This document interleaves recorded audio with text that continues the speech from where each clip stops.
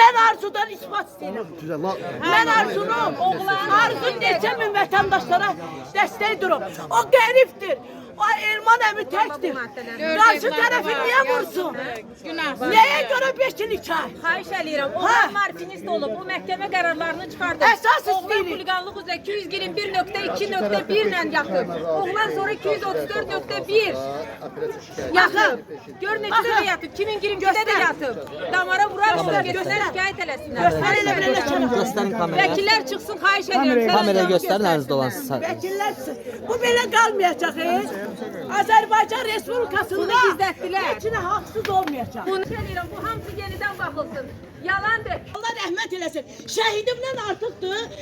TikTokerlər və video blogerlər, bir çox tanınmış şəxslər məhkəmədə iştirak edənlər məhkəmə ilə bağlı müəyyən detalları ictimaiyyətə açıqlayırlar. Şəhidimdən ölən artıqdır.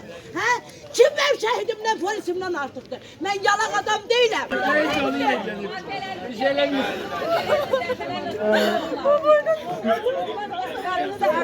Hamısı bununla tutdular. Bizə durdular. Siyasi mühacirlər buna təzyiq göstərdilər. Bəli, bəli. Bunu bildirir. Xəbəri yoxdur. Hani o kağız? Yoxdur. Yoxdur bunu. Getir, tez onu kağızı getir. Ben size indi burada kağız göstereceğim ki oğlan damara vuran marfinistdir. Göstər. Ben de size məhkəmənin qərarını göstereceğim.